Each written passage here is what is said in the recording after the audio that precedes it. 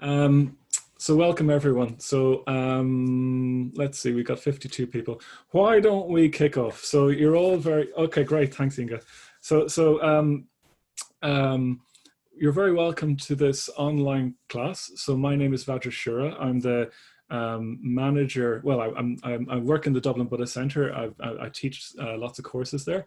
And of course, because of the COVID lockdown, I'm here now in my bedroom teaching this course. Tony, who's supporting the course, is there, he's in the bedroom that way. So we're doing this together for the next few weeks, which is lovely. To give you a sense of, actually maybe just do some housekeeping first. So the course is going to run 7 to 9 p.m. We might have a short leg stretch in the middle of it, just a comfort break, because 2 hours is a long time to be on Zoom. But just a few things about Zoom. If your bandwidth is low, you can turn off your own video. So you can do that on your computer by moving it down to the bottom, your mouse down to the bottom left and clicking stop video. And that can dramatically increase how well you can hear me if you're not hearing me well enough. If you're on your phone, I think it's a button at the bottom of the screen. If you're on, the video is spotlighted at the moment, but you can switch to gallery view if you want to see everyone, or you can go back to speaker view to see the person speaking, which will mainly be me tonight. Let's see what's next. We're on digital devices, we're on our phones and so on. It's a great temptation when you're on this to go and look at your email when things aren't quite as interesting on the class or whatever. So I would really advise you just to, or ask you just to try not to be too scattered when you're on your digital devices. You know, if you're on your phone watching this, try not to answer your WhatsApp messages as they come in as well or whatever. You know, just try and stay with the course. It's only 2 hours and you can answer the messages afterwards. Or if you're on your computer, you know, don't go off into something else. If you drop out of the call, you can use the same Zoom link to come back in again. So, you know, just click the link again that you have in the email that I sent you in the last couple of days, and the link will be the same each week for the next for the full course. Yeah. We will be muting, everyone is muted at the moment. So with 53 people at the moment, it's just too many people to have a big long conversation or any kind of conversation with 53 people. So mostly what we're going to do is communicate through, well, I'll be speaking, but you can communicate through the chat box. So if you want to ask any questions or if there's any problems going on, sometimes my sound might drop out or whatever, hopefully not. You could always put a message in the chat box if it's not working for you. And if it's just you, Tony will get in touch, or you can message Tony directly. Or if it's, we might have, sometimes a couple of weeks ago, my internet connection went, so I ended up dropping out of the call and I had to come back in. So you might just have to bear with small technical problems like that, but hopefully we'll be okay. And lastly then, in terms of the technical stuff, I'm recording the night, the night. So that's why you'll see a recording in the top left corner probably of the screen. I'm also streaming it to my own private YouTube channel just as a backup recording device. So we're not actually streaming anywhere, but I just want to make sure that it gets recorded properly. So that'll just be on my YouTube channel as a private link. So what I'll do is I'll make the video of the class available either tonight or tomorrow, both for yourselves to listen to again if you have to leave early, or if you just want to listen to it twice, it's so good. Or to all the people who haven't made it, because quite a few people have said to me that they can't make it tonight as well. Okay, I think that's the housekeeping. Let's see, yeah. So, Tony, the sound is okay. Tony, give me a thumbs up if it is. Yeah, perfect, great, good. Okay, so just to introduce myself a little more. My name is Vajrashura. I've met many of you already by the looks of it, but I am a member of the Triratna Buddhist Order. I've been meditating since 1999, so coming up to 21 years now. I've been working in the center the Dublin Buddhist Center since about 2003. And I'll say a bit more about my own personal connection with the course material in a few minutes. you know, my sense of Buddhist ethics, which is what the course is really about. But I got involved at the urging of a friend with meditation back in the day, and I was a very reluctant Buddhist. I didn't want anything to do with Buddhism, in fact, after being a Catholic for many years. And then I just started getting into Buddhism, actually, as I was meditating more and more. And then my path took me to start working in the center. When I learned, my background is in theoretical physics and science, but I've been working in the center. I've left that behind well now at this stage. And in 2007, I was ordained into the Triratna Buddhist order, which is why I have the funny name. And I have this white piece of cloth around my neck, which is our kind of like our symbolic robes, you could say. So what it means to be a Buddhist order member in our community is it means to live a full-time committed Buddhist life. We're not particularly monks or nuns or anything like that. We're just living a very committed Buddhist life. And for me, I come back to my connection with ethics, but I love putting on courses like this because they're great ways of exploring and going deep together what is meaningful in life and how we can live, well, as the title say, in a very troubled world, in the world on fire. Tony, do you want to unmute yourself and just introduce yourself briefly? I'll spotlight you. Hang on a second. There we go. Right. Oh, well, I can see myself. I'm Tony. I live here in a Buddhist men's community with Vajrashura. I first encountered Buddhism, kind of, well, in passing, actually. I was learning. It was quite kind of it's quite anti-religion. It's quite a kind of no real interest in ethics, etc. But I got in through an interest in meditation. I like the kind of subversive attraction to it, that it was, you know, something different and alternative. And I was trying to learn on my own and study meditation on my own for a long time, maybe a year or two. And I had the center bookmarked for when I first started to investigate meditation.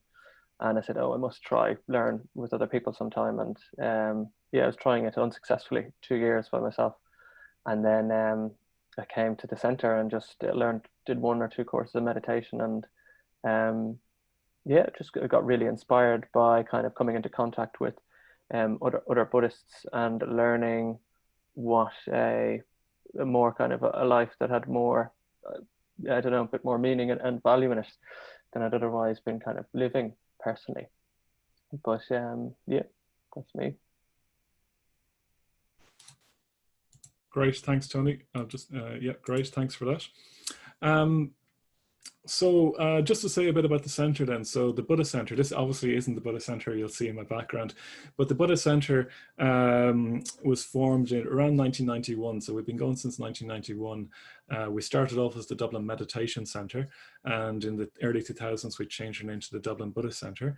And we're a not-for-profit religious organization. So, you know, nothing we do is for profits. You know, we look to just simply offer Buddhism, offer meditation, offer yoga, offer the various things that we do to the people of Ireland, and indeed now even the Netherlands and so on. We just want to offer ways of living meaningful lives to people, how to live well in the world, how to live meaningfully in the world. That's what we're about. And any money that we receive or ask for courses or whatever just goes towards keeping the center going. And myself and Tony, for example, don't get paid for doing these courses. And obviously this course is completely free as well, actually, but I'll say more about that in a little while. You know, I will be asking you if you can consider paying a donation as well, but it is completely free. To give a sense of the, I'm just going to share my screen now, to give a sense of the overall course. Can you see that okay, Tony? I can't see, let's see, hang on a second. Yeah, you can, okay, great. Let's see now.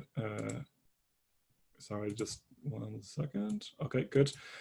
So to give a sense of the overall course, to this week, what we're looking at is introductions to ethics and why we would do ethics for ourselves, you might say, why we might live well for ourselves. Next week, we'll be looking at ethics in terms of how we can benefit other people in the world around us. And we'll also look at approaching the Buddhist ethical guidelines. The Buddha gave guidelines, 10 guidelines in particular, about how to live well in a world on fire. In week 3, it's a 6-week course, we'll look at the 10 ethical guidelines. These are 10 precepts for living well, 10 principles for living well, as I've said. In week 4, we'll probably need to still finish off the 10. We won't get through all of them, but we'll look also at a deeper motivation for ethics than just, we'll look at a deeper motivation. In week 5, we'll look at what happens when you fall short of what you aspire to. So we'll look at how guilt is not a useful emotion in Buddhism. We want to leave it behind, but we do want to have a positive sense of regret or remorse. And we'll also look at things like forgiveness as well. And then in week 6, the last week, we'll look at the Buddha as an exemplar of how to live well and look at going beyond even ethics, yeah? And just to remind you, as I said in the email, unfortunately, I am away the week of Tuesday, the 21st of July. So there will be a week gap that week. So we'll have 3 weeks, a week gap, and then 3 more weeks. But I'll remind you of that again. And each week there will be home practice to do as well. So there will be home practice in terms of, I will be asking you to take some of the stuff away and look at it in your life and practice it in your life as well. So I'll come back to that at the end of today's class. So then in terms of tonight, what we're going to do is, well, we'll have some introductions. We'll look at, well, what are ethics? What does it mean? What does ethics mean? And it really is an ethics course. I mean, we call it How to Live in a World on Fire. We used to call it Not About Being Good, but really it's an ethics course. But ethics is a much bigger topic than one normally thinks of when you really look at it. In a way, it's the whole of life, you could say. We'll look at what are ethics, why be ethical, and then after, we'll have a little break, and after the break, we'll look at karma. So this very misunderstood idea of karma. So we're looking specifically at Buddhist karma and how actions have consequences. And then we'll finish up with some home practice. So I'll talk about what I want you to do during the week so that you get the most from the course. And we'll look at some questions. We can take some questions then as well. We'll take questions throughout as well, obviously. One other thing to say is that as I said in the email, you will get, part of the home practice will be reading the book, Not About Being Good. Now, if you can't get your hands on the book, or you can't, it's too awkward, or you can't afford it or whatever, you can do the course without the book, but you might want to take a few notes yourself in a notebook, because I'll be depending upon the book as your kind of home practice notes. If you haven't got the book yet, I know like it takes a few days to arrive from the UK. Don't worry, you'll survive for the first week. You'll survive the whole course without it, but your experience of the course will be greatly enhanced if you can get the book. You can get it for your Kindle or your ebook reader as well immediately from the Windhorse Publications website. If you have any problems, drop me a line about that, and I'd be very happy to help you with that. Yeah.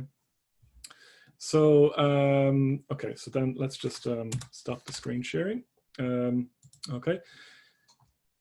Okay, so that's all by way of introduction. Do pop any questions that you have in the chat box as well. Just to say a bit more about, well, no, I don't think I will actually say, let's see. Normally what I do now is I'd ask you to go around and say why you want to be here on the course. So what is it you want to do? And we'd hear from everyone. But maybe I could just hear from a few of you in the chat box, if you're happy to type, or all of you indeed, if you want to. I know it's a bit awkward typing on the phone, but maybe a few of you at least would like to say in one sentence or so, what is it that attracted you to the course? Was it just to learn more about Buddhism in general? Was it to support your meditation practice? Was it some other reason? Was it how to live ethically, how to respond to all the things we see in the world? Maybe a few of you could write in the chat box right now.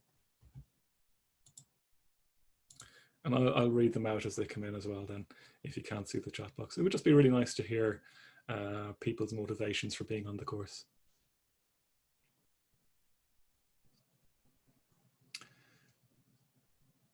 Great, so Sophie said she always had an interest in Buddhism and she believes ethics is more important than ever during this time. Barry wants to learn more about Buddhism as a way of life and sharing kindness around the world. Someone else is saying the title was intriguing, and how to respond to current events in a difficult time in a way that benefits myself and others. Jerry was saying, just more curious about reading Buddhism and been meditating on and off. Hi Emma, you're interested in meditation and started reading about Buddhism. That's great. I thought learning with others would be helpful. I would like to understand Buddhism in a sense separate to and including meditation practice. Yeah, that's great. We won't really be learning meditation on this course, but we will be doing some reflections throughout. That's thanks, Mairead, for sharing that. Yeah, Mairead has just come out of a period of cancer and wants to deepen your practice. That's lovely to hear. Mairead, you completed the other 5-week course and want to continue. Yeah, a lot of people have done the meditation course. A lot of people interested in Buddhism. That's great. Nicole has done 2 courses with us and wants to learn more. Doing the journey and the guide with Nyanadara. Yeah, that's great, guys. That's finishing this Saturday, isn't it? Further tools, been attending the School of Philosophy, which led me to Buddhism. I found the uncertainty in this time quite confusing. So the title, that's great. Yeah. Really curious about living ethically. That's great. Inga said, it's a great support to learn with a group and learn more deeply of the Buddhist teachings. That's great. I sometimes wonder if you put ethics in the title, if it'll scare off people and people won't be interested. It sounds boring or something. But it's great to hear so many people do want to learn about ethics. So that's really, I'm really pleased to hear that. So Kieran is saying, I found Buddhism recently, realized it was my ultimate path and want to do as much related to as I can. That's great to hear. Kelly, I want to explore more about Buddhism. So that all sounds good. So you're in the right course. Good. Always want to improve myself. Great. Thank you for all that. You can keep typing. I'm gonna keep going. Loads of stuff coming in. Thanks, Laura. Yeah. Oh, you have done this course before. Yeah, it used to be called the Not About Being Good course, and now we're calling it the How to Live in the World on Fire. It felt more appropriate, actually. Okay. So just to say a little bit more about myself. So, and this will lead into ethics a bit more, and what is ethics. You can keep typing if you want, but I'll keep going myself with the material. So I was raised on a small farm in the south of Roscommon, a small 30-acre farm. My family were very traditional Catholics. There was 7 kids, and I grew up as a Catholic for much of my young life until I was about, I don't think I fully left behind Catholicism until I was about 18 or 19. And in my youth, I used to love contemplating God, and a central question for me when I was thinking about God is, would you get into heaven or would you go to hell after death? And were you good enough? And what was good? How could you know you were good? And I got the sense that if I was good, I'd be rewarded by God, and if I was bad, I'd be punished by God. Now, later on in my teens, I couldn't reconcile what a loving God, I couldn't reconcile how a loving God on the one hand would send people to hell for all eternity on the other. And my Christian faith started crumbling with that. And I eventually left behind Christianity at that point. It just didn't work for me anymore. In particular, I found it difficult that so much emphasis was placed on the next life rather than on this life in certain circles that I moved in. And I became a militant humanist then for a few years, thinking that this world was enough. We could look out for each other. We didn't need any kind of spiritual values. It was enough to be human. And my friend, I was in America on a J1 visa one time, and my friend was getting very into meditation and yoga. And his interest sparked my interest. I didn't particularly want, it wasn't that I was particularly interested in meditation, but he was so interested in meditation that it sparked off my interest in meditation. And I realized that I was lacking something to be passionate about. I was lacking a deeper meaning in my life, like Tony said as well there. And I came along to meditation, and I got more interested in Buddhism. And as I said, I got ordained along that path as well. I trained for ordination like Tony is now as well. And I guess my reasons for ethics are different now to when I was a kid. My reason for ethics now is that there's a joy and a delight that comes from ethics. There's a joy and delight that comes from living in a way that fosters connection to other people. And living ethically in a way is its own reward. It leads me to a much happier state. So that's just a very brief kind of overview of what it leads us into the next thing. So my next question then for you is, why conventionally, what are the reasons conventionally that people are good? So when you grew up, if you were like me in South Roscommon, why were you good? And why did you avoid being bad or evil or whatever word you were used? Guilt, yeah, thanks, Sophie. You'll be punished, yeah. To be liked. You want to be liked. Yeah, yeah, absolutely. Yeah, that's interesting, Daria. It just feels good. Yeah, that's a good reason to be ethical. Julie says to please people. Fear of punishment, Tony says. Altruism, do unto others. Yeah, that do unto others. Yeah. So there's some quite good reasons there, and there's some quite not so good reasons there. It feels natural. Yeah, yeah, yeah. Good print acceptance for the sake of being good. Yeah. So I would fear and to be liked. So I think there's healthy ways of living ethically in terms of being good, and there's unhealthy ways. And you know, a healthy way is something like what Valerie said, that she never had it in her to be mean, which is really lovely to hear. But an unhealthy way, I think, of being ethical was out of fear. So a lot of what conventional ethics, what I call conventional ethics, or what we're calling conventional ethics here, is what you might call the ethics of authority. So if you are good, you will be rewarded. If you are bad, you will be punished. Yeah.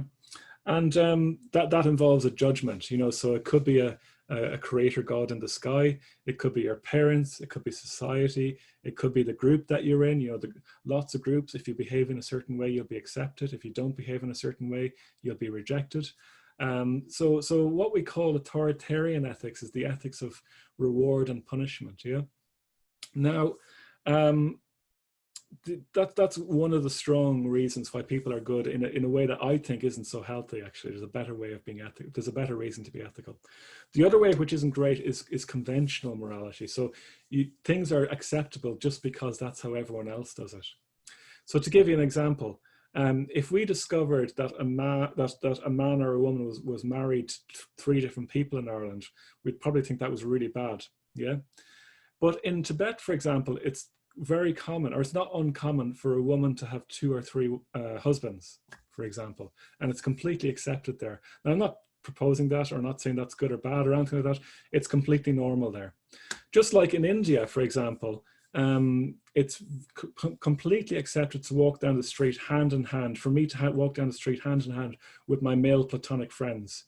But if I was to walk down the street with hand in hand with my girlfriend, people would be shocked. So that's what I mean by conventional ethics. Whereas over here, sadly, people are shocked, would be shocked still even these days if you walked hand in hand with your male best friend, but they wouldn't be shocked if you're walking hand in hand with your girlfriend or your boyfriend or whatever. So what I'm trying to say is conventional ethics is the ethics that it's just what's normal in the society. There's no intrinsic good and bad to it. So they're the 2 reasons why people are, I think, have an unhealthy relationship to ethics: fear of punishment and desire for reward in terms of authoritarian ethics. And then the other one is the ethics of convention. So, and these often lead to things like guilt, fear, trying to keep people happy, and really not being able to be yourself, I think. You know, if you're always trying to please someone else, it's very hard to be fully yourself, and it's very hard to be fully at ease, actually. So Buddhist ethics doesn't go for those. Buddhist ethics is more of what we call a natural morality, a natural system of ethics. So the word ethics actually comes from the word ethos. So ethos means the character of a person as represented by their values or beliefs. So the character of a person as represented by their values or beliefs. So your ethos is what you choose to live by, basically. So your ethos might be kindness. Your ethos might be generosity, you know, or your ethos might, in part, can be about generosity, you know. So it's the values you choose to live by. That's what your ethos is, you could say. And ethics comes from that word. So really, what you could say is that Buddhist ethics is about living in accordance with your highest values. So Buddhist ethics is about living in accordance with your highest values. So what do you feel is most important in the world? And ethics is living in tune with that. So for me, one of the things I think is most important in the world is that we're kind, we're aware, we look out for each other. So that's the kind of thing I want to live my life by.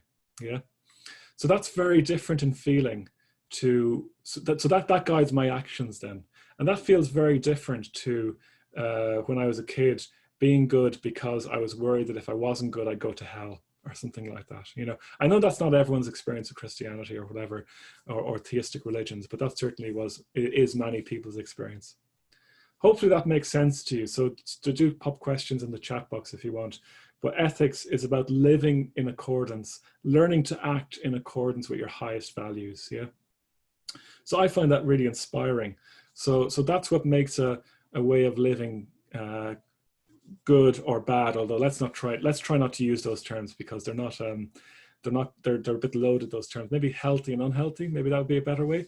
Or skillful and unskillful is how Buddhism talks about it sometimes. So if you're living in tune with your values, that's what Buddhist ethics is, and that's why we say it's a natural morality.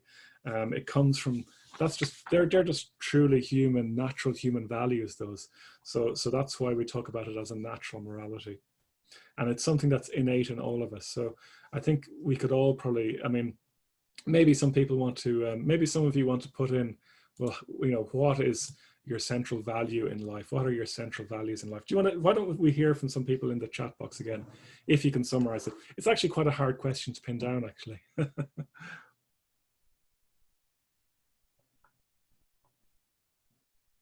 Kindness, yeah. Yeah. Inclusion, service, yeah, I like service. That's a really good one, actually. Equanimity, yeah. Honesty, don't hurt others. Freedom, yeah, I like freedom as well. I like them all, by the way, but some of them will resonate with each of us more than others. Great, yeah, they're lovely to see them all. So really, I mean, we could just say, okay, I'm just going to live my life in tune with those, and then we could finish the course now, and that'll be it. You know, you'd have learned all you need to learn now. But obviously we're not going to, because we're going to have to unpack that. Because what does it mean to live with integrity, really? What does it mean to live with connection and acceptance? Or maybe the better question is, why don't we do that more of the time then? You know, why don't we do that more of the time? So in a way, much of the rest of this course will be exploring how we can do that more, and why don't we do it more. Yeah, so Fiona mentioned the golden rule, to treat others the way you'd like to be treated. Yeah, so this is why the course originally was called Not About Being Good. So it's not about being good in the sense of the normal, conventional or authoritarian sense of the word. It's about you finding your values and living by those values. And in part, this is why I love Buddhism. It doesn't tell you what you should do. It says, what do you believe and how are you going to live by that? And it puts the question back to you. Although, I mean, as we'll see, the Buddha did say plenty about it as well. So, yeah.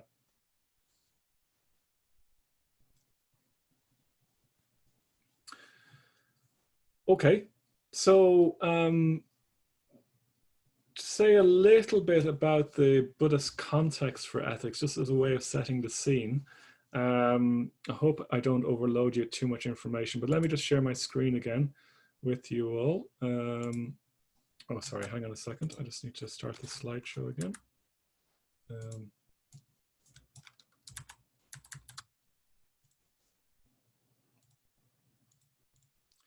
Okay, so the context of ethics then. So just to say a bit about, I know some of you would probably be very new to Buddhism, so that's fine. You don't have to actually know very much about Buddhism at all in this course. Excuse me.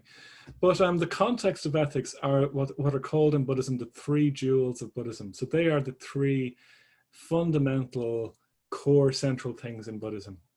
So the first one is the Buddha. Yeah. So the first one is the Buddha. So the Buddha says that enlightenment is possible. It's possible. What he represents, or you know, you can see I have a little Buddha here on my table. That's a female Buddha called Tara. But the Buddha, so anyone can gain enlightenment, regardless of their background, their caste, their race, their gender, whatever it is. Anyone can become a Buddha. Anyone can become enlightened. And what the Buddha, whenever you see him in a picture or on a shrine, represents to Buddhists is that it is possible to gain a state of freedom. It is possible to gain a state of deep freedom from anything that limits you, from any kind of psychological, spiritual, mental, emotional limitations, restrictions, or attention. So he represents a state of unbounded freedom, excuse me, unbounded love, unbounded awareness, without any kind of internal negativity whatsoever. Yeah. So he's not God or anything. He's not a creator God. He is a person like us, but unlike us, he's gained enlightenment. Well, I assume you guys haven't gained enlightenment. If anyone here has gained enlightenment, maybe you could come and teach the course, because I haven't gained enlightenment yet. but he represents the state of freedom possible. In a way, he's us at the end of our spiritual journey. How do we do that then is the next one. So the next one then is the Dharma. So the Dharma is a word which means the truth, or it also means the path to the truth, or the path to freedom. So these are all the techniques and practices that we practice on the spiritual path. And ethics is one aspect of the Dharma. The ethical practices. Meditation is an aspect of the Dharma. Wisdom practices are an aspect of the Dharma. Friendship is an aspect of the Dharma. All the Buddhist practices that we do to gain freedom are part of the Dharma. So that's the second of the three jewels. And then the third one is the Sangha, the fact that you don't have to do it alone. Again, these are Buddhist words, Sanskrit, which is kind of like the Buddhist equivalent of Latin. So the Sangha is the word for the spiritual community. You can do it with people. So quite a few of you have said there you want to learn with people. So it's the support you get from other Buddhists. It's the inspiration you get from people down through the ages who have gained some measure of enlightenment. So these are the three jewels of Buddhism. So ethics is part of the path to becoming a Buddha. It's part of the Dharma. It's something you do with others, in particular in the Sangha. So that's the context. So ethics is a path to freedom, basically. Ethics is a path to freedom. Okay, so that's the context of ethics. And then it's important to say as well that ethics is it's a skill. It's an art form, you might say. It's something we do all the time as a kind of it's not so much a science, as we'll see over the coming weeks. It's something that you practice at and try and do your best. You fail usually, and you decide, okay, I'm going to be kind in all my interactions this week because I want to live ethically. And then of course you lose, you start shouting at someone who cuts you off in your car on the way into work tomorrow or something like that. So it's something that we will fail again and again at. But as Samuel Beckett says, you just try and fail better next time, so you try and fail better next time. So it's something that you're always getting better at. And you would never, ever, it'll take, until you're enlightened, you will never be perfect at it. And Buddhism talks about it as a skill. So it talks about how things that are ethically positive, we call skillful, in that they move us towards enlightenment. They move us towards a state of freedom. They move us towards a state of connection and love. And then things that are unhelpful, which move us away from enlightenment, they're unskillful. They tend to cut us off from other people. And what's important is our underlying motivation. So the example I sometimes give is that, you can't, it's very hard to tell from the outside what is skillful and unskillful. So you might see a parent criticizing a child, and from the outside, it might look like anything's going on. And there could be two scenarios. One scenario is that the parent didn't sleep well, they're grumpy, they're taking it out on the kid, and they're in an unpleasant mental state. Or the other thing might be that the kid just tried to do something really dangerous, and the mother or father is trying to tell them, look, you can't do that, you have to be really more careful, and they're doing it out of love. But from the outside, that might look exactly the same. So it's the intentionality that informs Buddhist ethics, if you see what I mean. So it's what your intention is. Are you really trying to act out of love, or are you really just acting out of irritability, for example, in that case? And really what all ethics boils down to is to be less self-preoccupied. That's what it all really boils down to, is being less self-preoccupied and trying to love other people more and more. Sometimes I say less selfish, but sometimes people can have a strong response to that word. So it's very easy to know when you're being selfish, but a lot of the time, even if it doesn't quite feel selfish, we can be still very self-preoccupied. So really, I think trying to be less self-preoccupied is what you could say it all boils down to. And ultimately, what you want to, what a Buddha would feel is as much concern for other people as we would normally feel for ourselves. So no distinction between other people and themselves. That's the kind of thing that a Buddha would feel. It seems crazy right now, probably to you. Probably it feels a bit crazy to me, but that's what the Buddha said he experienced, and enlightened beings have experienced.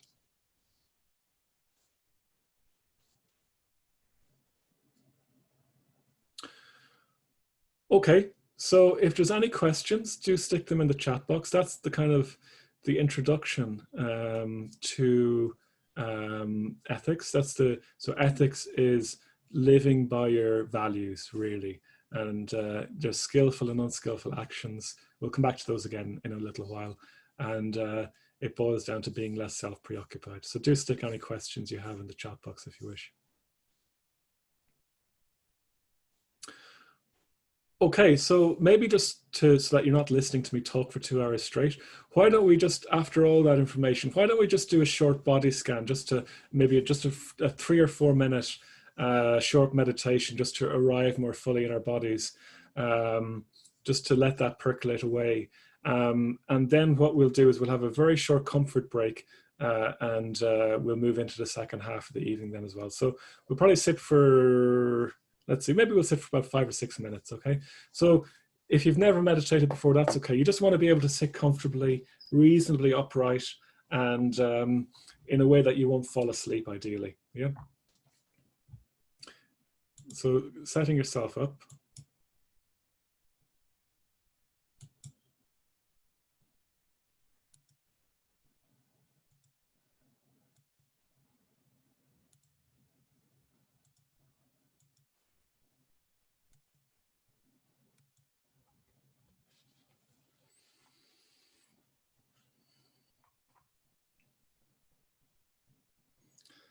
So just taking a minute or two to see how it feels to sit here. Maybe taking in the sounds around you, taking in the room around you.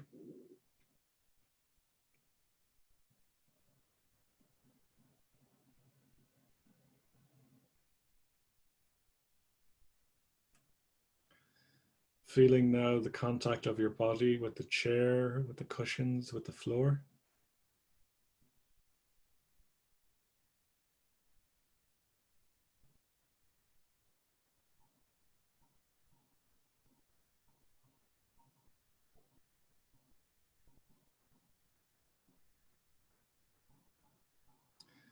Maybe feeling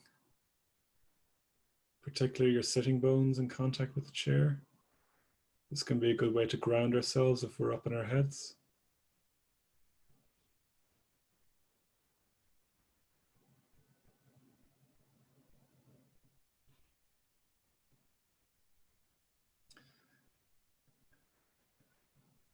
Maybe now tuning into the breath, feeling the breath maybe in the belly first, taking deeper breaths if we need to down into the belly.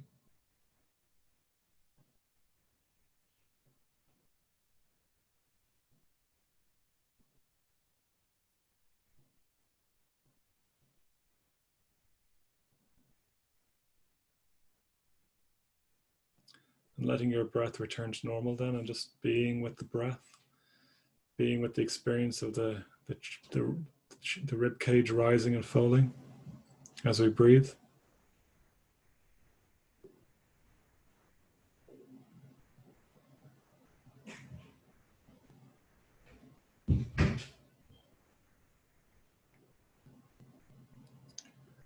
And with each out breath, just letting go that bit more into the support of your chair or your cushions or the ground.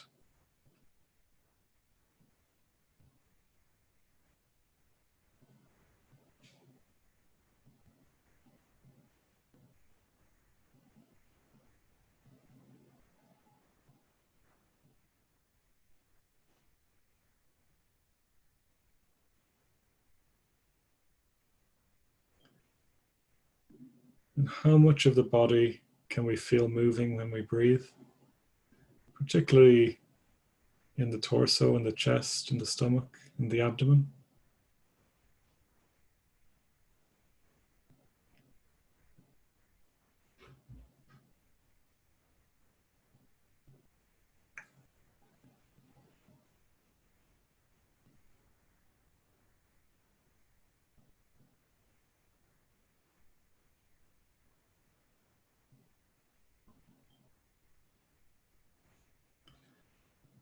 How comfortable are we sitting here? Are we at ease? Are we comfortable? Are we uncomfortable?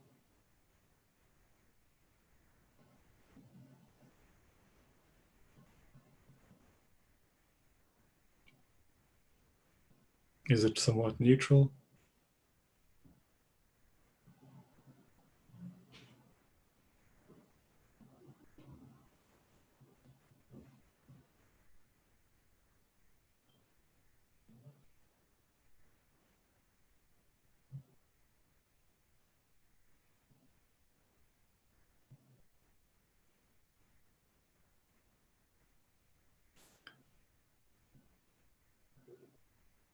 And earlier I spoke about living by our ethos.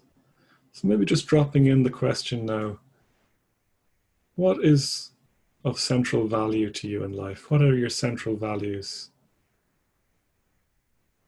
What might be one central value in your life, and how does it feel? How do you feel about that? So with reflection, you just let the question drop in. Don't go into, overwrought thinking or anything. Just letting it percolate away, listening to the heart's response. What would be your core values in life, if you can clarify them?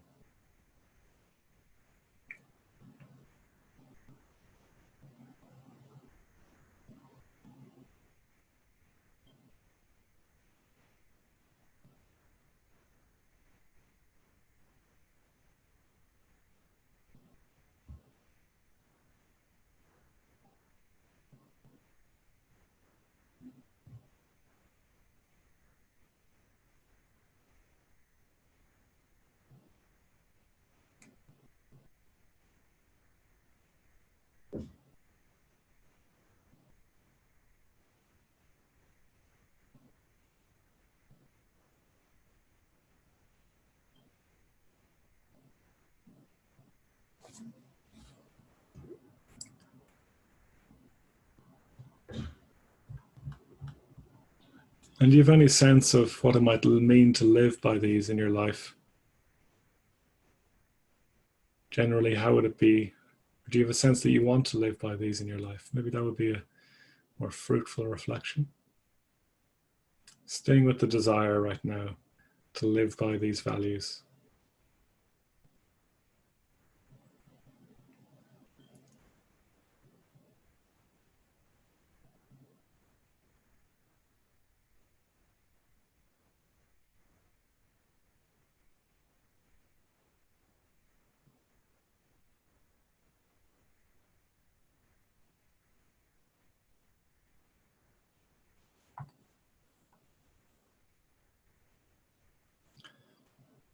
And now starting to become aware of the room around us, the sounds we can hear, the building we're in, the people around us, broadening out our attention once more.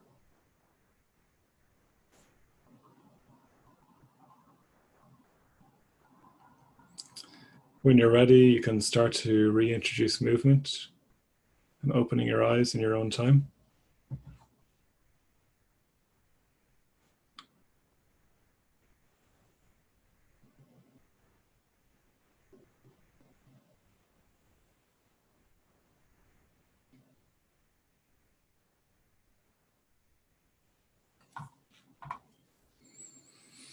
And then bringing the practice to a close when you're ready.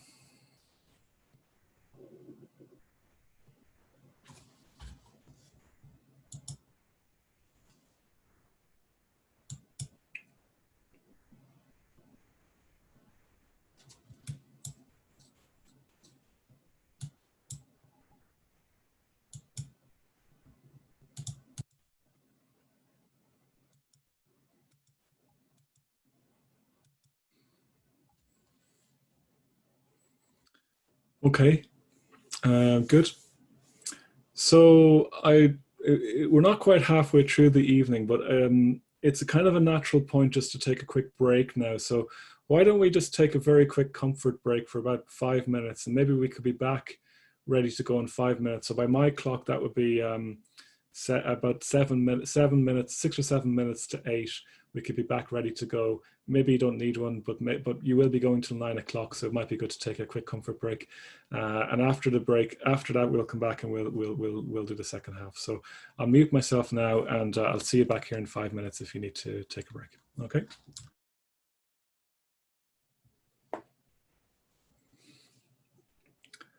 Okay, so what time is it now? Yeah, okay, so I think everyone's pretty much back as far as I can see. There's a couple not back, but hopefully they can hear me. Oh, yeah, welcome back, Marcelina. Welcome back, Laura. Hopefully Julie's coming soon too. Okay, great. So welcome back. So Just by way of a short ad break in the middle, let me just share this again.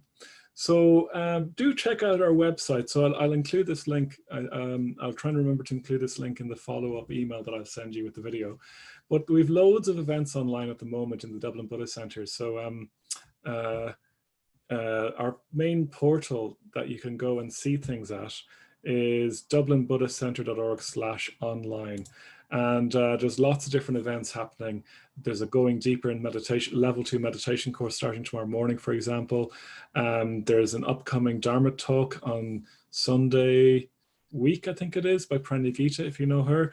We're also going to be running a full online retreat in August for a week, our summer retreat from Sunday the 2nd to Sunday the 9th of August. And that's open to everyone, regardless of levels of experience. So if you want to try out being on retreat for a week at home, but with loads of support online, that's not up on the website yet, but it will be going up in the next week or so. So the 2nd to the 9th of August. And also there's, we put out several videos a week, 3 videos a week on Monday, Wednesday, Friday, called a Thought for the Day, just a little Dharma bite, you could say, a little bit of Dharmic input, Buddhist input. So they're all on that portal, dublinbuddhistcentre.org/online. And then the other thing to say is that, as I mentioned earlier, the course is completely free. So you don't have to feel any obligation whatsoever to pay any money for the course. We're really delighted to be able to offer these courses online. However, we would ask you to think about giving if you can. So if you can give a donation, please do give a donation, because the Buddhist Center is almost completely dependent upon donations at the moment. We've got one government scheme and then basically it's donations. So the more donations we can receive, the more financially sound we will be in order to continue to offer these courses to people, to continue to try and make the world a better place, which is really what our mission is. And we're doing okay at the moment, but we just don't know how long things are going to go. And we are losing income. So, donations would really, really help. So if you can give a donation, as much or as little as you want, if you want to give, like normally a course like this would probably cost about, I don't know, 150 euros. If you want to give something like that, that would be great. If you want to give 5 euros, that's fine too. If you're not in a position to give any money, that's completely fine too. But if you are in a position, do please consider giving. Okay, so and I'll include that link in the notes as well. Maybe Tony, you could put those 2 links in the chat box as well for people, if you don't mind. Okay, so the next bit then to move on to is just to mention the book as well, by the way. So I have an old copy of the book called Not About Being Good. It's mirrored there in my screen, I'm afraid. There's a newer version, which hopefully Anna's holding it up there. That's a much better one with Fra Angelico on the front, a painting by Fra Angelico. Now, in here, we'll be using various reflections. Like, we're going to do a reflection in a minute from page 19 or 17. I'll read it out, so you don't need to go to it, but it is there. All of these reflections you can use during your week at home, and they're all available as downloads as well. So there's a page at the front, again, this is mirrored, but that says audio downloads, and you can see the link here to download them if you want during the week. So Subhadra Mati, who's the woman who wrote the book, she leads you through those reflections as well. She's a good friend of mine. So just to say that as well. Okay, so what we're going to do now is we're going to do another reflection, because I could speak and speak and speak, but actually it's good to do some reflections and bring it into our own experience and then come from there. So maybe what we could do now is just set ourselves up as if for meditation again, and get ourselves comfortable and close our eyes, and we'll do a reflection for about 10 minutes. Yeah, about 10 minutes.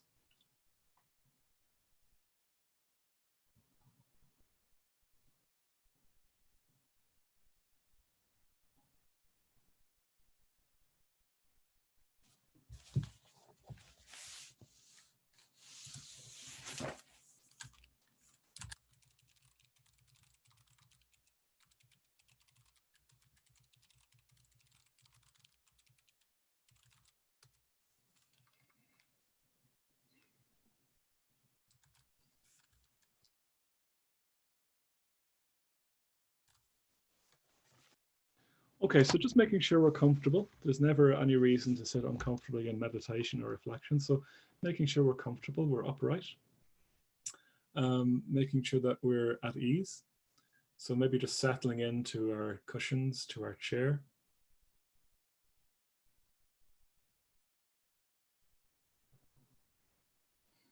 If you want to follow the breath, you can follow the breath again and just see if you can drop into the body each time you exhale. Reflection is usually done with the heart rather than the head. We are emotional beings more than we're cognitive beings.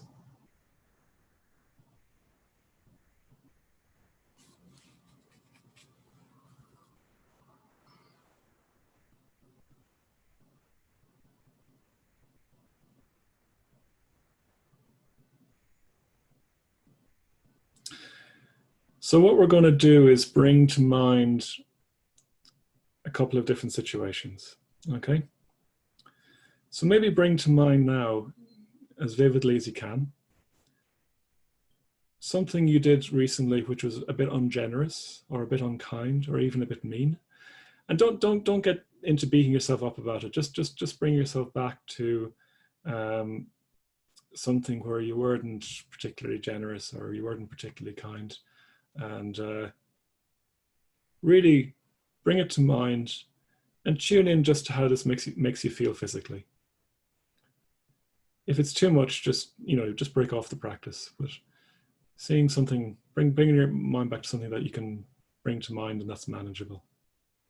So how did this make you feel physically?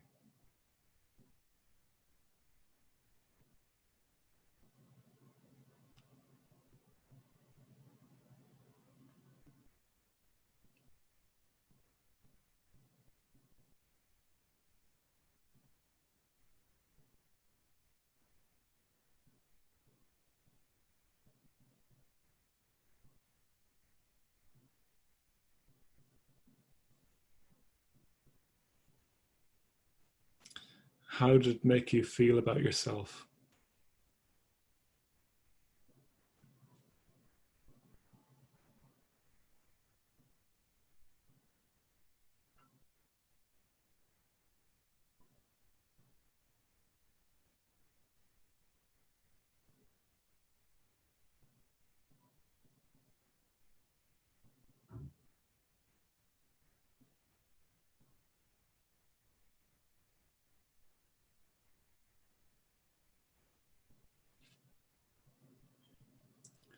How did it make you feel about the world at large?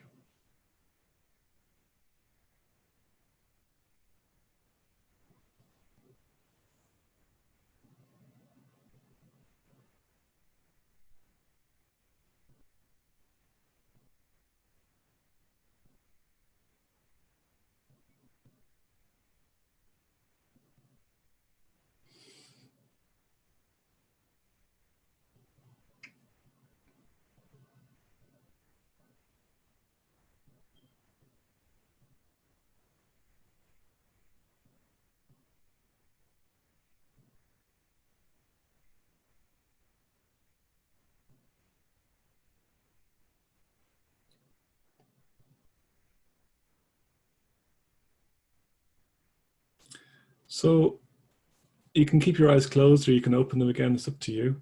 Maybe you could put together 3 or 4 words for how it made you feel about yourself, how it made you feel about the world. So 3 or 4 words that it made you feel, sorry, that describe how you felt in relation to yourself and the world around you.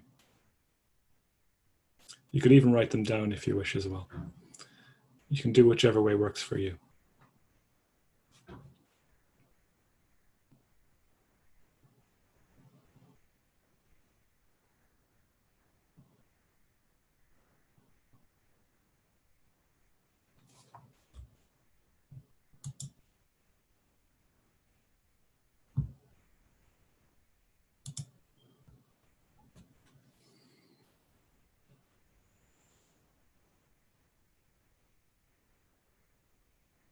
So I'll give us another 30 seconds or a minute to do that.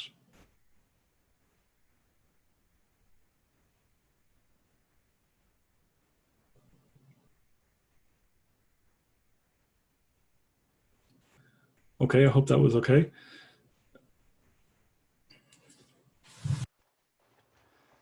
So then maybe closing your eyes again and bringing to mind as vividly as you can something kind or generous you've done recently, no matter how small.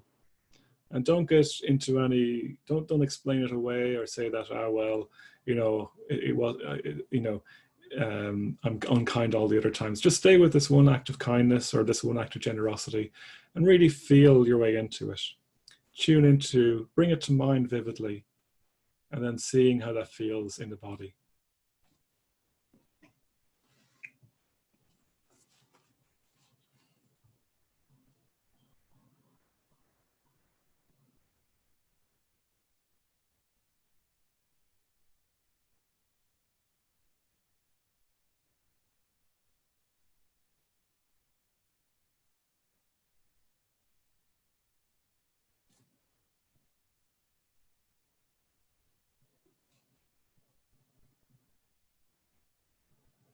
How does this make you feel about yourself?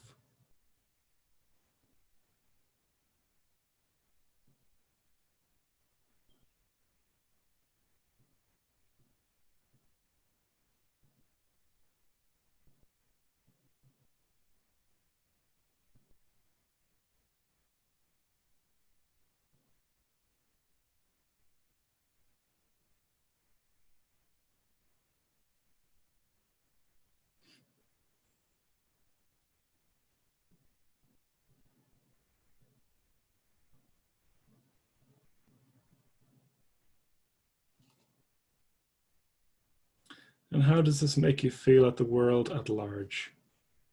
How does this make you feel about the world at large? Or how does this make you feel in relation to the world?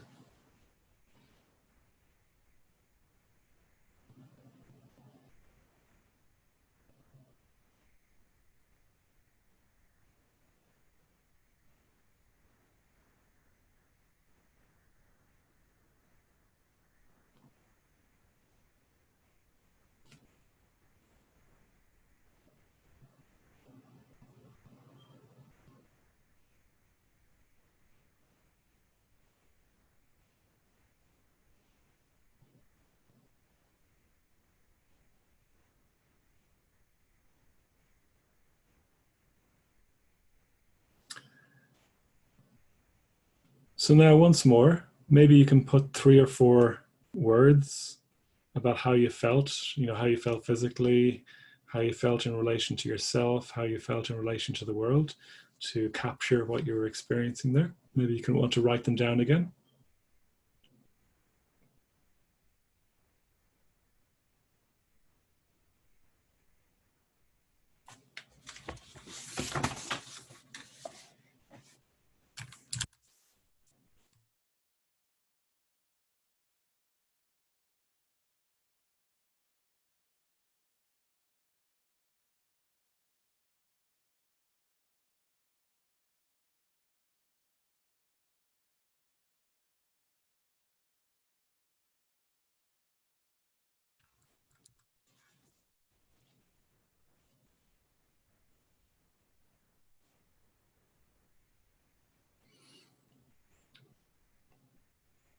Okay. Actually, I'll give us another 30 seconds if you need.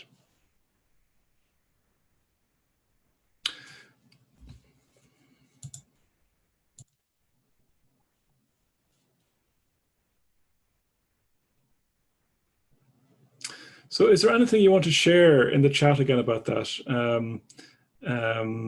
In terms of, you know, basically what it's drawing out, the reflection is called actions and consequences. So is there anything you want to share about that, or do you want to share what you felt, particularly when you were generous or kind? If you want to write those in, that would be great to hear.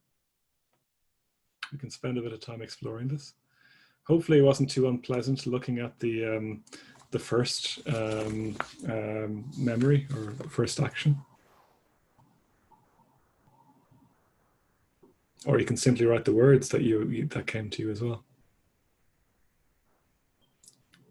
Thanks, Barry. That's really interesting, Daria. So the unskillful ones felt very contracted and the positive ones felt very expanded. Found it harder to think of good things than bad things, yeah. And Fiona, unfortunately, that's sometimes how we work, I'm afraid, you know. But it's important to reflect upon the good as well as on where we could do better, you know. Okay, Eileen, so the first situation colored the day afterwards, yeah. Someone else is saying, in the mean example, I felt as though the world was a battleground of being tough. In the kind example, it felt was much more reciprocal. You give to me, I give to you. Great. Open-hearted, warm, expansive, exclusive. That's great. Found it hard to connect to the world. That's okay, Paula, yeah. Emma felt loving, useful, and a sense of unification. Then the two ones from Alina, tight, defensive, isolated, at ease, warm, and expansive. Why wouldn't you be skillful and kind and loving all the time? Wouldn't it be nice? Anyone else want to? Feel free to write in more if you want. Someone else said disconnected from the world and then more included. That's a really good one. Yeah. And then, yeah, so Dimitra is saying that the first exercise overshadowed the second one. So that might be a good one to do, Dimitra. Judith, yeah. Yeah, so quite a few people talk about connection and disconnection and miserable and then free. I think like a core part of Buddhist ethics is that if you act on the basis of kindness and generosity, you will live a much more connected life. And if you don't act on the basis of that, you will live a much more disconnected life. And again, there's no God punishing you, there's no external authority. It just is the way things work. And that leads us nicely into karma, the discussion about karma in a few minutes. But if you haven't commented, do feel free to comment as well then, yeah. Still. Yeah, good. Okay, so if you found that reflection useful, it might be something you want to do each day, actually. Okay, Marcelina, very stark, shivering, cold, disconnected for the first one, desired, connected, peaceful for the second one. I assume that's the way around you mean them anyway. Good. So in a way, we've already answered the question of why be ethical, because when you live in an ethical way, you tend to be much happier, you tend to be much more positive, you tend to experience all those words that you talked about for the second one, and you tend to experience less of the words associated with the positive one. I feel a bit mixed about this reflection in some ways, because I don't like asking you to bring to mind those unpleasant experiences, but actually they are things that we can learn from as well. And so you know, in a way, being ethical is like, you know, asking someone to be ethical or why you're ethical. It's like saying, well, why would I put my hand in a fire? It burns. You know what I mean? Why would I be unkind? It just leads me to being unhappy, you know? Why wouldn't I be kind and generous? It leads me to be happy. So in a way, that's how a Buddha would see things. You know, it's like just as a Buddha wouldn't put their hand in a fire because they'd be burned, they would never act unkindly because they realize it was painful to be unkind. You know, it's really painful and disconnecting to be unkind. And it's really connecting and positive and warm to be generous and to be connected with people. I mean, that's very, very broad brushstrokes, but that's really what ethics boils down to in Buddhism. Okay, so actions of consequences. So maybe you want to keep doing that reflection during your week, just to remind you of a lot of the time we're too busy or we're too forgetful or we're too overwhelmed to really connect our actions with the consequences, yeah? And that's just for ourselves. That's not, we haven't even talked at all about the effect on the other person. So we'll come back to that next week, the effect on the other person. A couple of things you could do this week, another couple of suggestions for being ethical, if you want to live ethically. Well, in the books about Dharma, he talks about being more integrated or being more together as a person. And that is what ethics is about too. I won't say much about it here, but two things she suggests this week that you might want to think about is take responsibility for your actions. So, you know, take responsibility for what you do. Don't just cut off, no, that wasn't me, you know, or no, that was all them. You know what I mean? So take responsibility for your actions. And the other one, which might be a bit unusual for you, is practice keeping your word this week. You know, practice keeping your word. So that's another way of living a more full and wholesome life, is if you say you're going to do something, then do it. because if you don't, it does at some level have an effect and make us feel a bit more disconnected. So there are two practical ways we can practice ethics, this week. Taking responsibility for your actions. I mean, that's quite a broad area actually, but specifically is keeping your word. If you say you're going to chat to someone at 2 o'clock, chat to them at 2 o'clock. Don't be always the person who lets people down or is always 5 minutes late or whatever it is. So practice keeping your word. And Subhadramati in the book talks about this in one of her practice suggestions. On page 29, she says you could, for example, decide to be on time for every appointment. Decide not to make arrangements in a vague way, but to be very clear when you're making arrangements. If you decide that you're going to meditate each day, then meditate each day, you know. If you've got stuff that you've borrowed and you need to put back, you know, give them back to people. Or there might be other areas as well. And one of the things I'll be asking you at the end is you might want to keep a journal for these next few weeks. You know, every evening, get a little notebook and maybe do a little, you could say almost like an ethical inventory of how you got on during that day. And I think maybe with people in Ireland, I really need to be clear, you're not using it as yet another way to give yourself a hard time about how bad you are. I really don't mean that, but just noticing, where did you manage to stay true to your values? Where did you manage to be ethical today? Where did you manage to be kind? And where did you fall down? And when you look at, I'll come back to this in week 5, but when you're looking in ethics in Buddhism, when you look at where you fall short of what you want, you're always looking at, well, how can I do better next time? That's the attitude rather than guilt. So how can you do better next time? So that's the kind of things. It doesn't take very long, just 5 minutes, maybe at night before you go to bed, leave it beside your bed with a pen. And you might just want to cast your mind back over your day. And you could carry it around with you as well. And if you have any thoughts during your day, you could write them in. So I think what we'll do next week is we'll start off with some, just to warn you, we will start off with some smaller groups of maybe 3 or 4. And I'll ask you to, in that group, report in about how you got on during the week, okay? And that can be some of the most interesting part of the course as well, actually, those breakout rooms. It's really, really interesting to have to say how you got on to other people. And it's really interesting to hear from other people how they got on as well. So each week at the start of each week, we'll do that. So you might need to make sure that your technology, that, you know, your microphone is working, and it might be nice to make sure your camera works as well. So if you keep a notebook during the week, that'll be much easier to do, yeah? Okay, and don't forget to ask any questions as well if you have them in the chat box.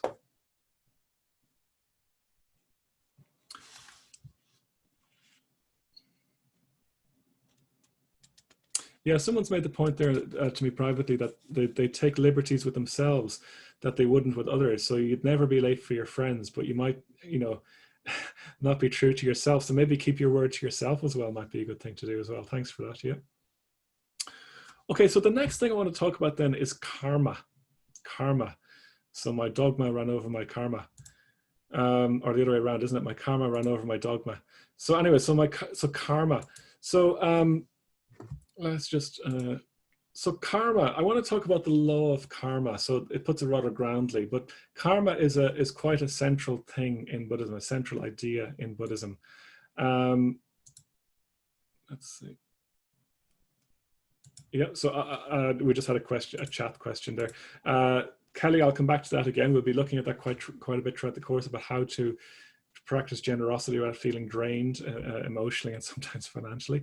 Don't associate generosity with just financial. I think generosity can just be giving giving people more of your attention and your time, but let's come back to that again. But anyway, sorry, let's keep going with karma. So keep your questions coming in and I'll answer them at the end anyway. So the law of karma. So the first thing to say is that karma is very misunderstood. It's very misunderstood in the modern times. What often people think of as karma in the world is usually something like, if something happens to you, it's your fault for something that you did. And that's not really what we're talking about here. I'll try and unpack that and explain that. It's not like predestination, it's not fate, it's not punishment as such. So let's look at what the Buddhist idea of karma is. I even had to go on radio at one point. One time there was, I can't remember what it was, but I think it was Madonna had said something about how you know, that thing that happened, it's their fault because they must have done something bad in the previous life. Now, I mean, it might be, but it's impossible to tell, and it's not useful to think in that way. So I had to go on George Hook from the Buddhist Center to talk about how Madonna was wrong. Unfortunately, she wasn't there to debate me, but anyways. So it is very misunderstood, and Buddhist karma means something very specific. So the word karma, it means an action, or more specifically, a willed action, something, a kind of a choice of how you behave. So if I choose to be generous, that's an action, a willed action. If I choose to be ungenerous, it might not always feel like a choice, but at some level it is a choice. That's what we call a karma, an action, a willed action. And the thing is, wherever there's an action, there's the fruits of the action, and the technical term is vipaka, but don't worry about that. What we mean is fruits. So in the exercise earlier, you saw the fruits. When you brought to mind the bit where you're ungenerous or unkind, you saw that the fruits of those were all those things that people said in the chat box, you know, feeling disconnected, feeling cold. I can't quite remember all the other ones. Let's just bring up a few here now. Where's my chat and why isn't it coming up? Oh, there we go. So feeling shivering, cold, disconnected, coming from the heart, miserable. That was quite, some of these are quite strong. Feeling like, let's see, tight, defensive, isolated. So you could say that they're the fruits of the action which was being ungenerous.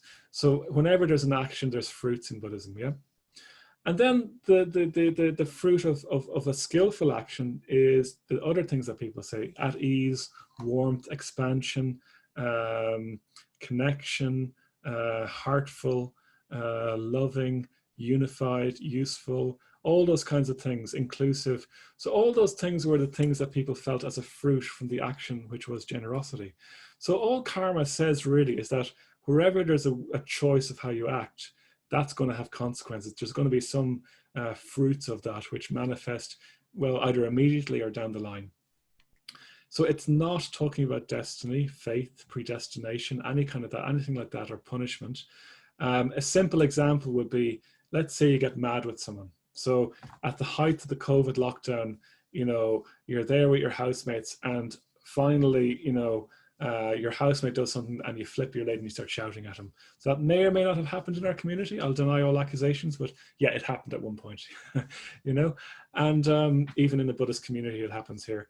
And the consequences of that were that, you know, well, imagine the consequences of shouting at someone. You'd feel much more disconnected. They wouldn't trust you as much. You'd feel, maybe the initial anger would feel gratifying, but actually you'd probably feel pretty sorry for yourself and a bit ashamed pretty soon after. The person might not trust you, and so on. So there's nothing of, you know, faith or destiny or in that. It's just saying the consequences of you losing your head with someone are that they won't be friendly to you, and people won't trust you as much anymore, and you'll feel bad, and it'll be hard to reconnect, and you'll feel isolated. And then consequently, you know, the actions, as I said earlier, of just like being really generous, buying something nice for your housemate. So Tony bought me a nice box of sweets last week. Well, that just feels generous. It feels open. It feels connected, and so on. So it's as simple as that, really. Yeah. So again, that's much misunderstood. I remember back in the day, another way it's misunderstood is kind of a fatalism, that everything that happens to you is your karma. So not everything that happens to you is because of what you've done before. Okay, so it's important to say that as well. There was a huge scandal years ago when the English football manager Glenn Hoddle said something like that: the people who are born with physical disabilities who need wheelchairs, they must have done something bad in a previous life. And Buddhism would deny that. That's too simplistic a take on it. You can't say that is the case. Okay. So I want to look a bit then at conditionality instead. So this is from the Buddhist tradition. It's why Buddhism says, it's kind of how things work in Buddhism. So there's a set of natural laws that would be very similar to science in a way, some of them at least, that govern or describe how things happen. So I'll go through these. Don't worry if you don't get all these exactly. I mean, don't be too concerned with the detail. There are implications that I'll draw out afterwards that are the important part. So the first one is the natural laws. They're called niyamas, or condition, like the kind of conditions that lead to things arising, you could say. But don't worry about that technical side of things. So the physical laws, or the natural laws that govern physical inorganic matter. So this would include like the law of gravity, the law of thermodynamics. You know, an apple falls off a tree and it falls down due to gravity. That falls under this category of laws, you could say, or yeah, natural laws. Yeah. This would include, you know, you spark a match and a fire lights, you know, that kind of thing. The chemical energy in the match on the coating of the top of the match is converted into heat. That falls under this. The next one is the laws that govern organic life. So this is biology, you could say. So for example, the laws that describe how photosynthesis happens in these plants behind me, if you can see me on my little screen. So it describes the laws of, you know, how a body works, how we digest food, that kind of thing. The next law then is the laws that govern simple consciousness. So a classic example would be the ways that, you know, let's say you touched your hand off something hot without even thinking about it, without it even being a conscious decision, you pull your hand away. Or another example would be that you're walking past a chip shop and you smell the chips and your mouth starts watering. So there's nothing, you didn't choose for your mouth to start watering there. So this is below the level of choice. Or maybe another example in the animal kingdom would be the way that birds instinctively can navigate over long distances. So birds know which way north is, you know, and how to navigate to the place that they're going to. Or maybe salmon are able to find the exact river and the exact spot in the river where they were born and grew up, despite the fact that they go off to the sea every year. So that's the third level of conditionality. They kind of roughly correspond to the laws of science as we know them. And Buddhism, to be honest, isn't that interested in them, to be frank. Now, the next level is the level of karma. So this is the natural law that describes the relationship between when we make a willed action and the consequences of that action. Yeah. So if we act out of generosity, that will have a positive impact upon ourselves and the world around us. If we act out of meanness, this level of things describes how that'll have a negative effect on the world around us. Yeah. And I'll come back to that now in a minute. And then the last level, the level that's even beyond karma, is the level of, it's the natural laws that describe how human beings become enlightened, how human beings become free. And in a way that's beyond the realm of personal actions. That's beyond any kind of self, you could say. But I'm not going to say much more about that now because we'll come back to that in week 6. But suffice it to say that Buddhism, the main areas that Buddhism is interested in is the 4th and the 5th, how we choose to live, the realm of ethics, and also how we go even beyond ethics into becoming a Buddha. So really the level of karma, the 4th level there, is the level of what you might call self and how we act as a self. And the 5th level is how we go beyond ourselves, how we go beyond the self into something more than the self. Yeah. Anyways, I have a little bit more to say, but if you do have any questions, do ask. Don't worry if you don't get that all, obviously, as well. So there's a few consequences coming out of that are quite important. And these are the bits I want to focus more on. So the implications of these niyamas, or these levels of conditionality, these levels of laws. The first is that we can't blame anyone for their misfortunes. Yeah. So that includes ourselves. So if we have a cold, it might be, or if we don't feel well, say, it might be that we're feeling unwell. Let's go back to these 5. It might be that we're feeling unwell because it's at a karmic level. We're just feeling really, really deeply uneasy about something that we did. And we're not really fully acknowledging that. We're not really fully owning up to that, but we do feel really, really uneasy about it.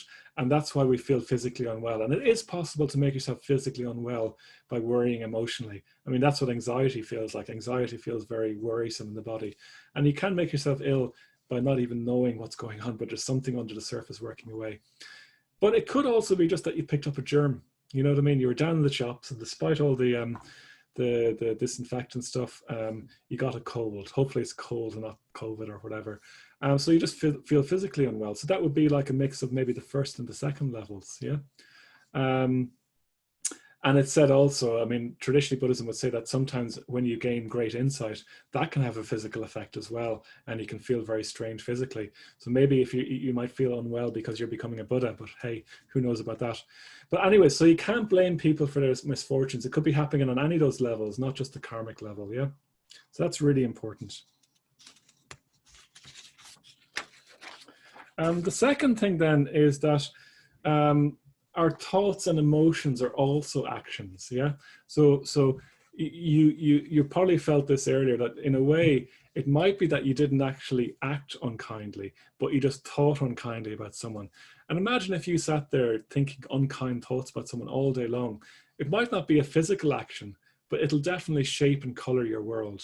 Another way of looking at ethics, well, sorry, we'll come on to that in a minute. So thoughts and emotions are actions. So if you're there nursing a grudge, that is an action. If you're there reflecting upon how kind someone is or their good qualities, that's an action. And in a way, meditation exemplifies this. If you know how to meditate, in the loving kindness practice, you're cultivating loving kindness. That is a thought and an emotion and an action internally. On the outside, you're just sitting still, but it definitely shapes you ethically. So that's the second thing to say. That's true of positive and negative states of mind. The third one then is that we will tend to create the world we live in. So not everything is karma, but we will tend to create the world we live in. So there's a great fable, one of Aesop's fables, and it's about a man. He's standing at a crossroads, and a traveler comes along to him and says to him, "What are the people like in the next town?" And the guy, who's quite wise, asks him, "Well, what were they like in the last town?" And the guy said, "Oh, they were all really mean and mean-spirited and ungenerous to me." And the guy said, "Well, that's how they are in the next town." And the guy goes, "Oh, okay," and walks off. And then another traveler comes up a little bit later and asks the guy, "Well, how are people in the next town, you know?" And the person at the crossroads asked, "Well, how did you find them at the last town?" And he said, "Oh, well, they're nice people, you know, they're good people just trying to live, you know, some good, some bad, you know, but on the whole, quite generous." And the guy at the crossroads says, "Well, that's how they are at the next town, you know." So you'll tend to create the world that you live in. But like your world is colored by your ethical actions and by your ethical outlooks on life. If you are habitually suspicious of people, you'll see suspicious people. You'll see things to be suspicious of everywhere. You know, modern psychology calls this confirmation bias. But Buddhism has been talking about it obviously for centuries. But and if you have a view at heart that people are fundamentally good, even though that gets mixed up at times, that's what you'll see. You'll see a fundamental goodness in people, you know. So you'll tend to create the world you live in, and your ethical actions will reinforce that world. Yeah. So if you act ungenerously, you'll tend to live in an ungenerous world where you experience the world as ungenerous. If you act generously, you'll tend to act in a world where you see more and more generosity. I mean, it's broad brush strokes, but that generally tends to be true. And then the last thing, and this is, I'll stop inputting then. There's no good and evil in this. It's all a natural system. So there's no God, there's no external cosmic overseer in Buddhism. You know, you're not being punished for feeling like for your actions. It's just like as an apple falls from a tree, if you act ethically, you live in a more connected, open, warm world. If you act unethically, you live in a more narrow, fragmented, paranoid world. Yeah. So there's no good and evil in that. It's a very natural system. Yeah.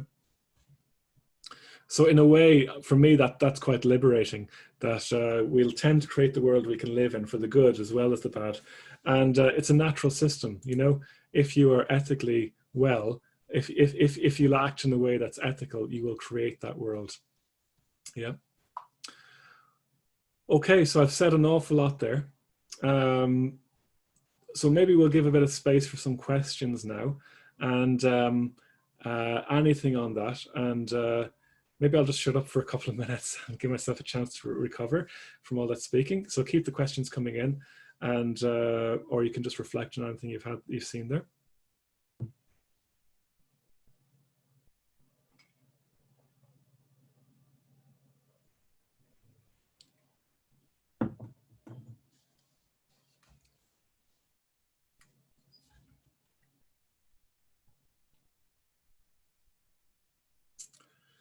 Okay, so I'll answer a couple of questions. So someone said earlier, you know, I talked a lot about intention. So what happens if your intention is to act kindly, but it's not received well by another person?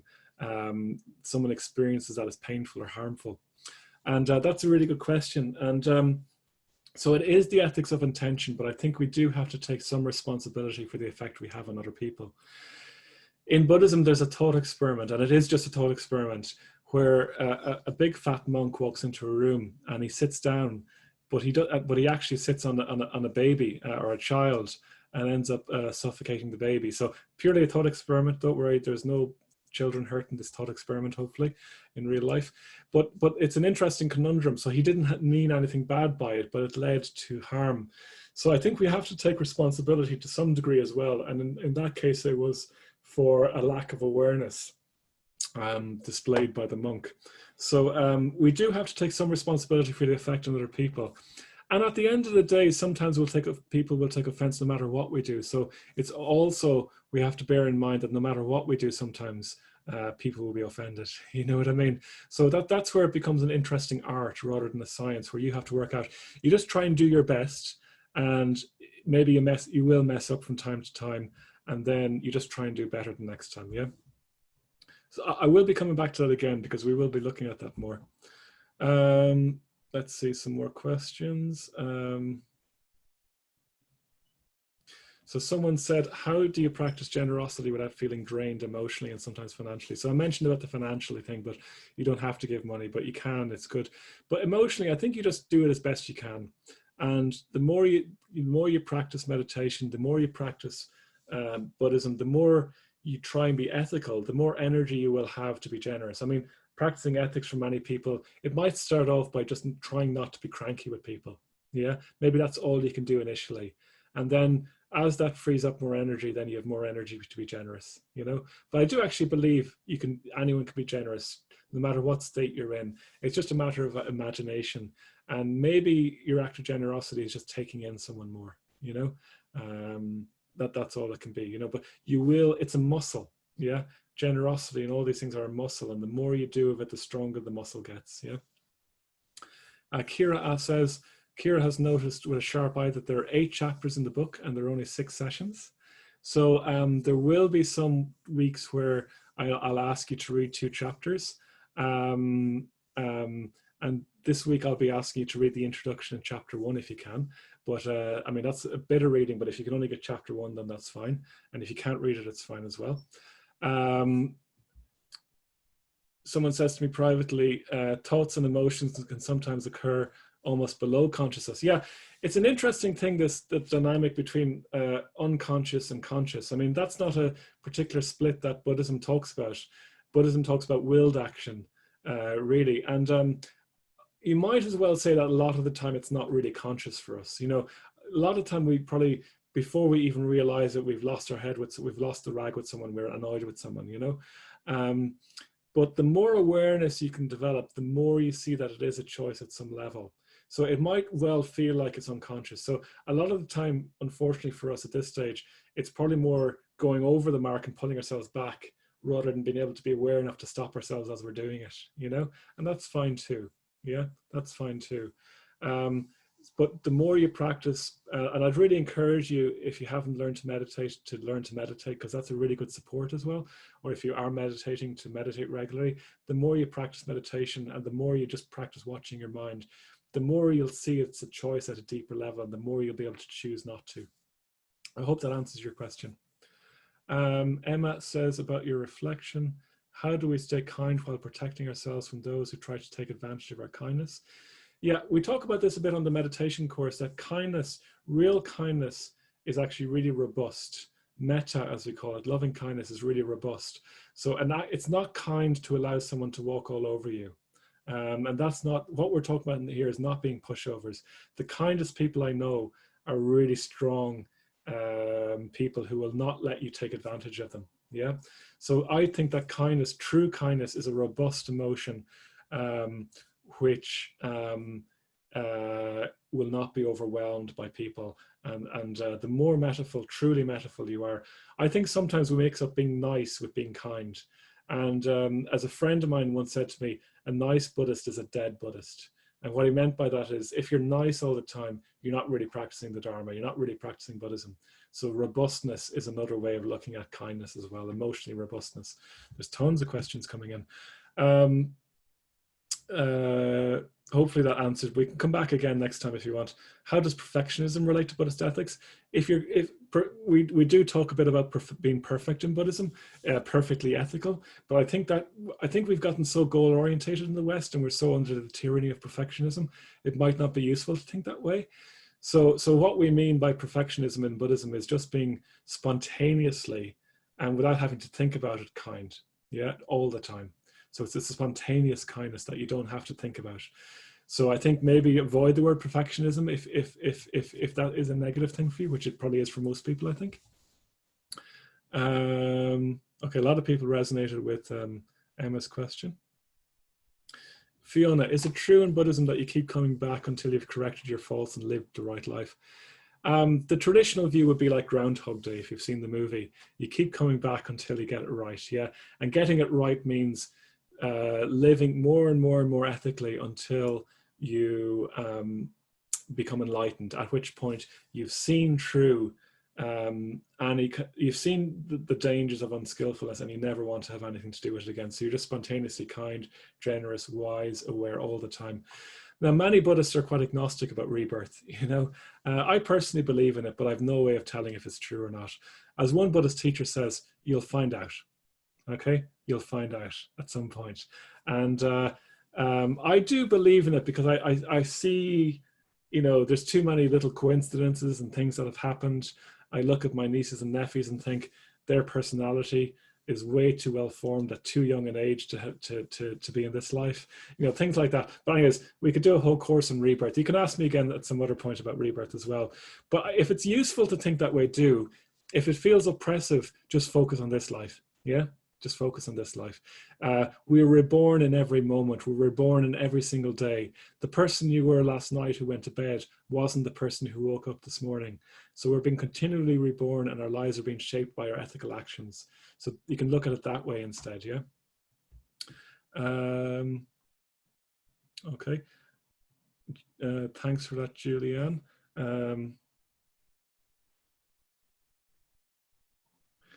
Julian is asking, is it more ethical to show kindness, or does that make you a doormat? Again, I think like the kindness thing a parent can do, for example, for a child, is to berate them if they've done wrong, you know, in a kind way, obviously. No, you can't do that because you can't run out in front of the bus on the road. You just can't do that. You'll get killed, you know, or you can't be unkind to that friend of yours in the school, you know, so kindness can be quite robust. And actually some of the kindest communication I've received from people is feedback where they've pointed out to me my shortcomings, actually, you know, so that is an act of kindness as well. Now that we'll go more into that in the coming weeks, particularly when we look at the 10 ethical guidelines, because 4 of those are on speech and how we speak to each other, for example. So we will come back to that. So keep that in mind as well. Yeah, I mean, you do need to protect yourself. You know what I mean? It's not saying, ethics is not saying that you should be a doormat for people. So maybe all you can do, first of all, the first duty of ethics is not to be unkind. And if that's all you can do right now, that's actually pretty good, you know? And then out of that, the bigger vision then is to be as kind as you can be. But it starts with not doing the negative, okay? And again, we'll look at this in coming weeks as well.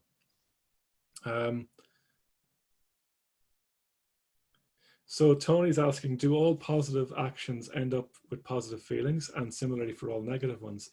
This is a bit more technical, but apparently in Buddhism, sometimes you won't always experience the fruits. Like say if you've been unkind to someone, if you're really, really kind then for a while, you can alleviate the bad fruits coming. But I think that just takes things a bit too literally.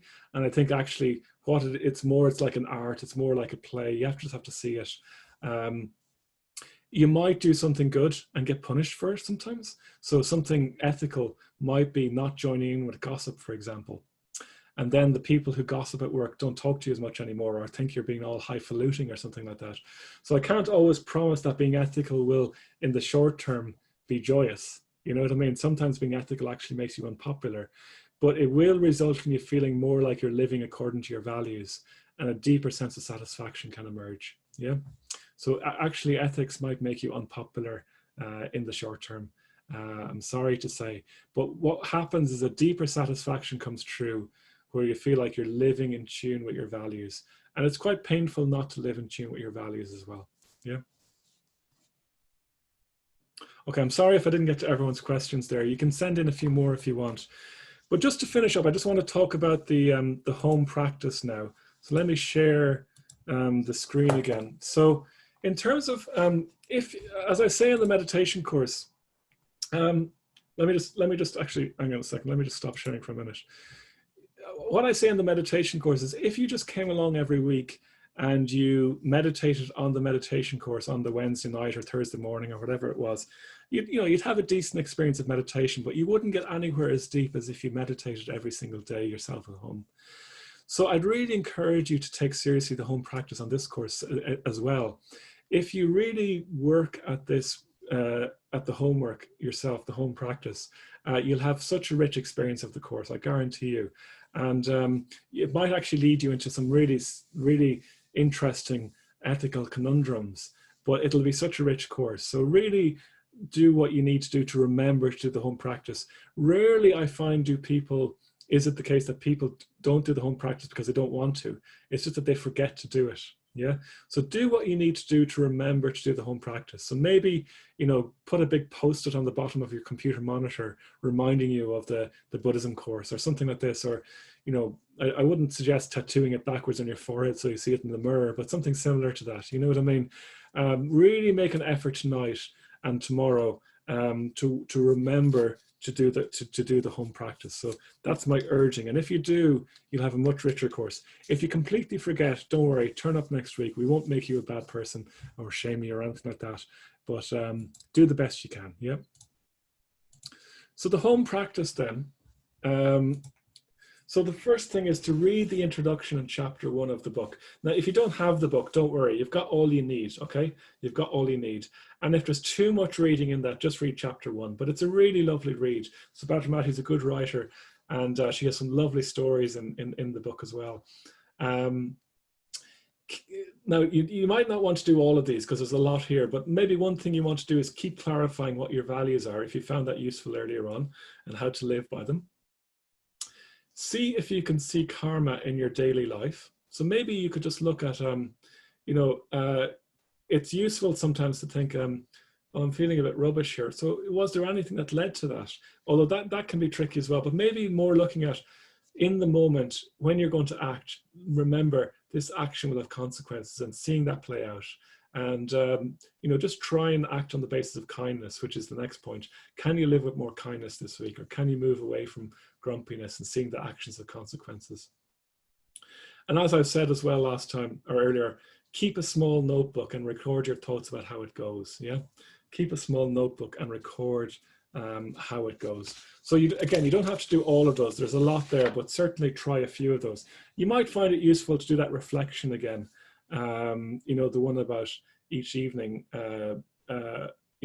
something you did that was maybe mean-spirited and something that you did that was generous, And then in the spirit of generosity, don't forget that if you want to help us out, if you can give a donation, do think about giving a donation as well. The link is there, but I'll share that in the email, in the notes, or the follow-up email that I'll send out to you.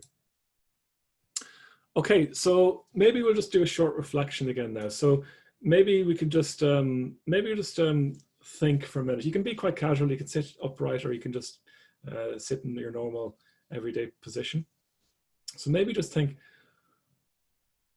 what are the main things? Sorry, let's just settle in first. So let's just settle in and maybe just follow the breath again for a moment or two. Just the breath in the belly and breathing out and just relaxing into your posture. I'll give us a minute or two to do this.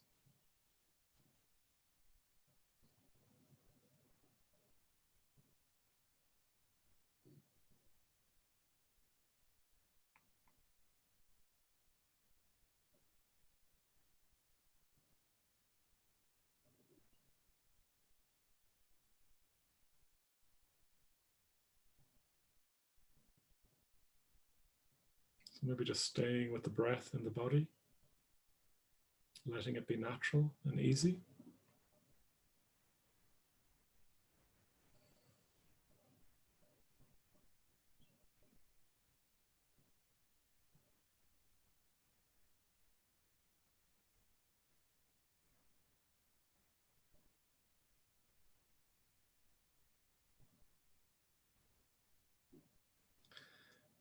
And just bringing to mind then, what are the main things you want to take away from tonight? Is there one or two main things that struck you tonight that you want to remember? What would they be? What emotionally resonated with you? And be quite concise about these.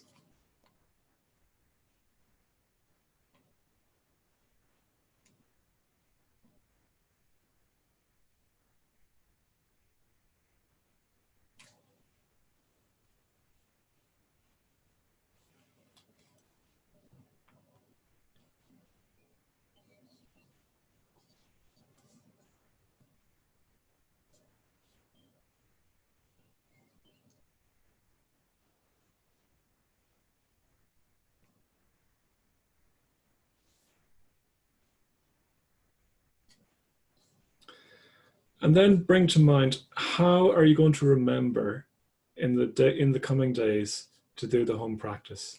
So how are you going to remember to do the home practice in the coming days? What do you need to set up to remind yourself to do that? And not just tomorrow or the day after, but right throughout the week.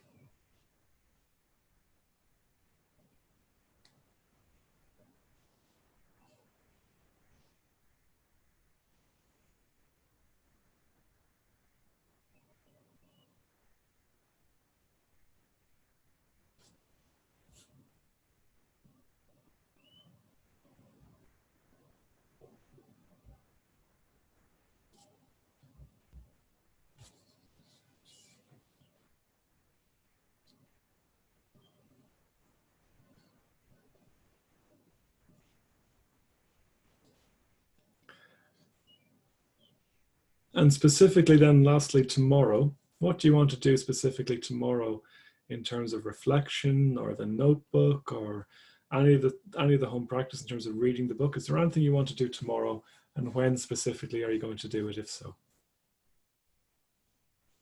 Maybe it might involve making sure you buy a notebook on the way to work, or tomorrow in your lunch break, or maybe you're going to take some time to reflect tomorrow. Maybe you're going to start the book tomorrow in your lunch break or something like that. Or maybe you're going to order the book tomorrow if you haven't got it yet. So what do you want to specifically do tomorrow?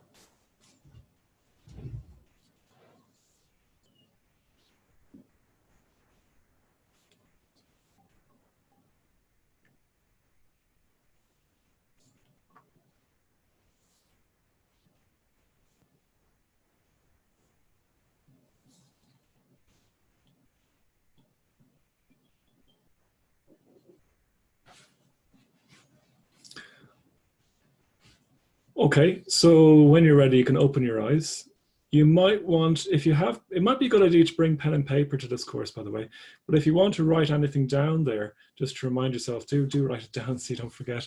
Because whenever I have a set of intentions, the first thing I do is usually forget half of them.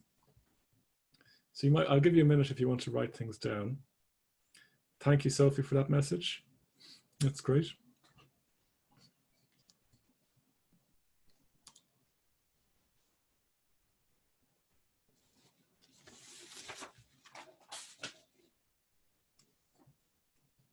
Feel free also if you want to share anything in the chat box. So maybe you might even want to share your intentions in the chat box, or if you have any other questions.